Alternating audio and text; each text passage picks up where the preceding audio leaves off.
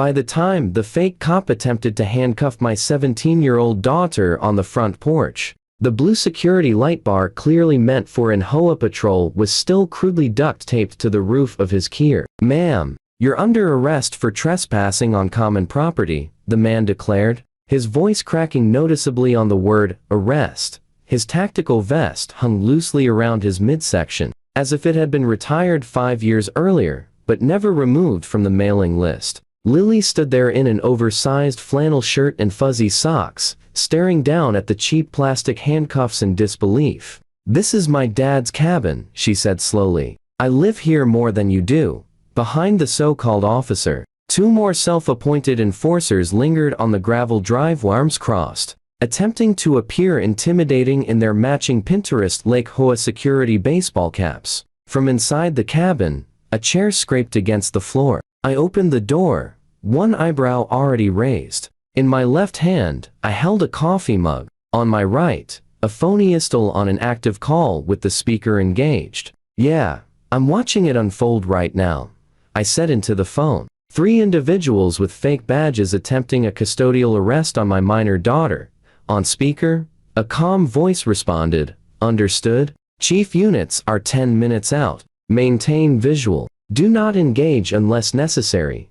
I stepped fully into the doorway, finally noticing the leader's vest patch, HOA enforcement officer. I took a slow sip of coffee, my eyes turning flat and cold. "Gentlemen," I said, "I'm Daniel Royce. I command the United States Marshals for this district, and you have just made several career-limiting decisions today."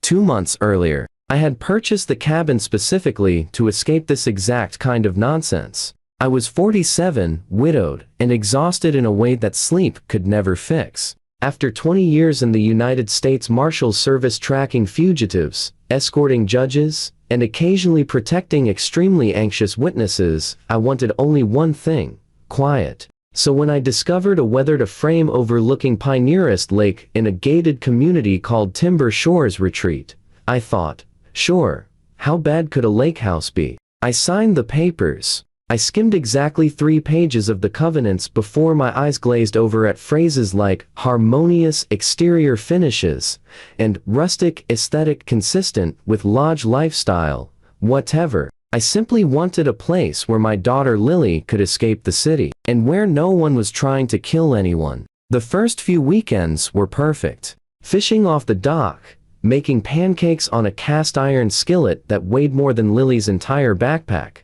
teaching her how to build a proper fire without resembling a pyromaniac.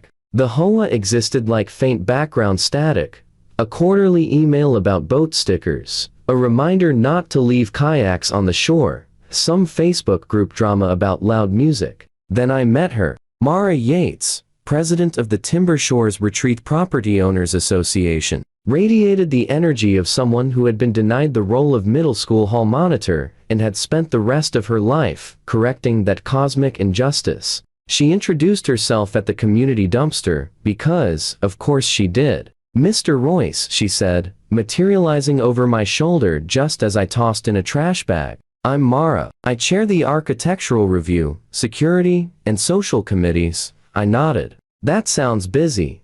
We like to keep Timber Shores safe and orderly." Her smile never reached her eyes. "We get a lot of outsiders trying to sneak in: renters, teenagers, jet ski people." "Jet ski people," I repeated. "You'll see," she said cryptically. "Oh, and we expect you at the next HOA meeting. Attendance is mandatory for all new owners. We're discussing enforcement enhancements." It sounded like a threat. I chalked it up to typical HOA weirdness. I should have paid closer attention. It started small. A courtesy notice arrived by email after Lily parked her car at a slight angle in the gravel spot. "Vehicle not centered in designated area. Please review parking guidelines." Then a warning about our firewood stack being visible from the road, even though the road was a dirt path used exclusively by deer and exactly one neighbor who jogged in jeans. I rolled my eyes, paid my dues, and ignored the noise. Compared to transporting organized crime witnesses, arguing about firewood felt like light comedy. Then the security newsletter landed in my inbox. Mara had apparently formed the Timber Shores Community Safety Task Force. The letter blended PTA enthusiasm with small-town police blotter tone. We've had reports of unauthorized youths occupying common areas, vaping on docks, and using profanity near families. Our task force will conduct patrols to ensure compliance.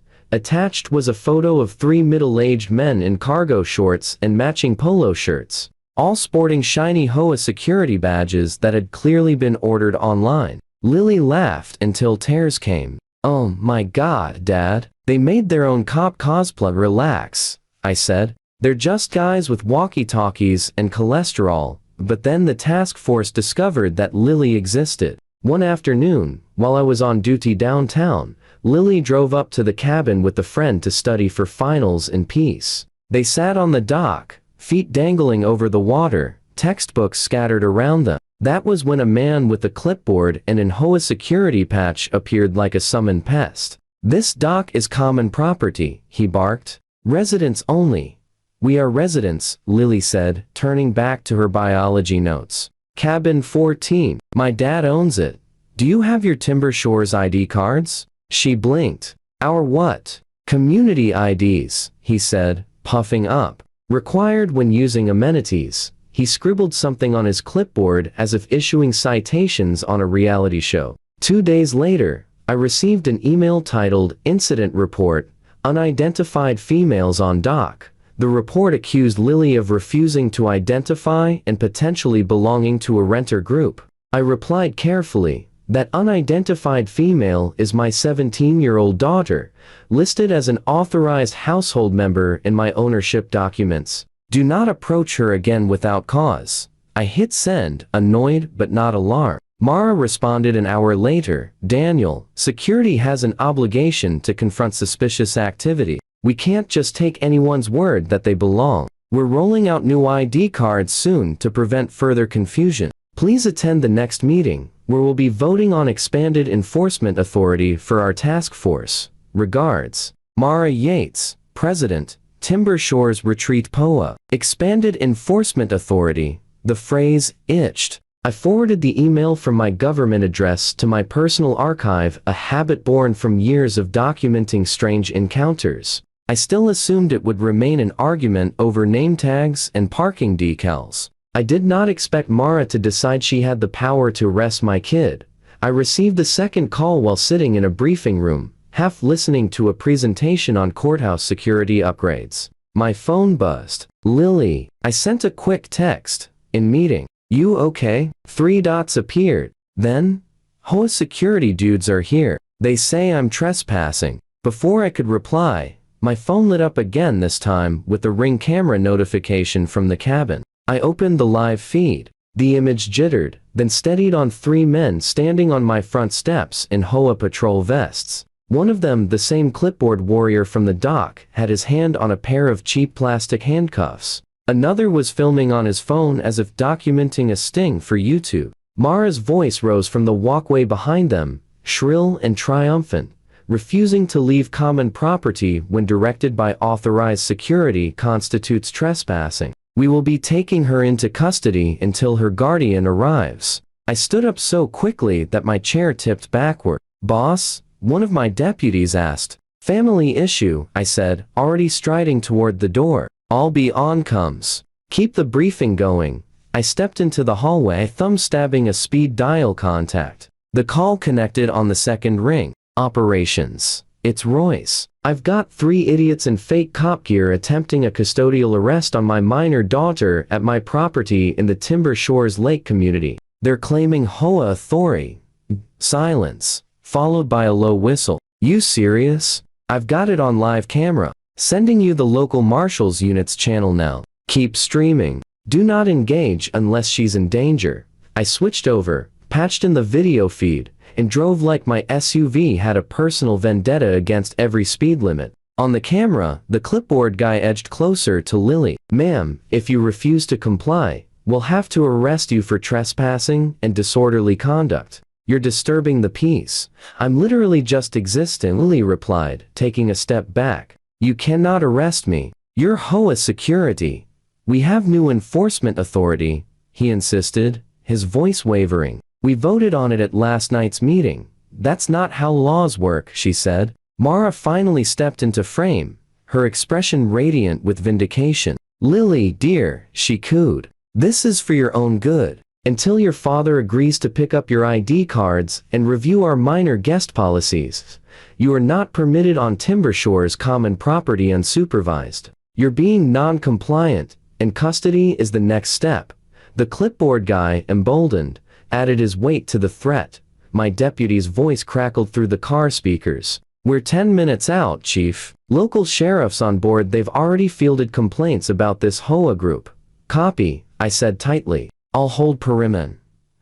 I wasn't sure which infuriated me more, that they were terrifying my daughter, or that they were strutting around mimicking the language of real law enforcement as if it were a Halloween costume. Either way, they had crossed the line from annoying into criminal false imprisonment, impersonating officers, attempted unlawful arrest. Mara believed she had expanded her enforcement authority. She was about to receive an intensive lesson in what actual authority looked like. By the time my SUV skidded into the gravel drive of cabin 14, the HOA patrol had escalated from cosplay to full-blown fiasco. The clipboard guy stood one step too close to Lily, clutching the plastic cuffs like a holy artifact. Last chance, ma'am, he said. Come with us voluntarily, or we'll have to. You'll have to what? A voice cut in. All heads swiveled. I stood at the base of the steps, my ID wallet open in one hand, the gold star of the United States Marshals Service glinting in the afternoon light.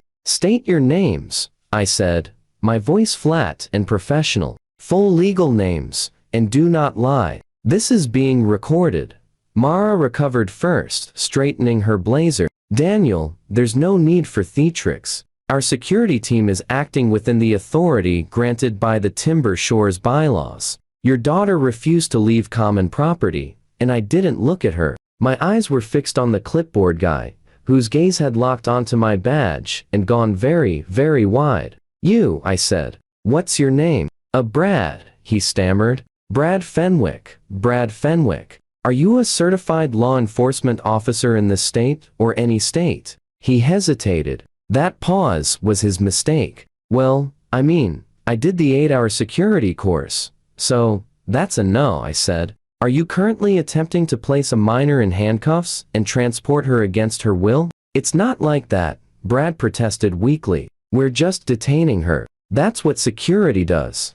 Lily stepped away from him and slipped behind me, her shoulders finally relaxing. From down the hill came the crunch of tires on gravel to vehicles, a sheriff's cruiser and a dark SUV with government plates. Mara turned, blinking rapidly. Who is that? Those, I said, are the people who actually have enforcement authority. The sheriff climbed out of his cruiser, shading his eyes against the sun. The driver of the second vehicle followed, Deputy Marshal Ortiz, whose resting expression hovered somewhere between bored and ready to ruin someone's entire week. Afternoon, Chief, Ortiz called. Heard you've got some volunteers playing cops and robbers. Brad's face drained of all color. The other two security guys suddenly found their shoes fascinating. The sheriff walked up the steps, taking in the vests, the light bar still taped to the kier, the badges. Ma'am, he said to Mara, you want to explain why your HOA is dressing people up to look an awful lot like law enforcement and trying to detain residents.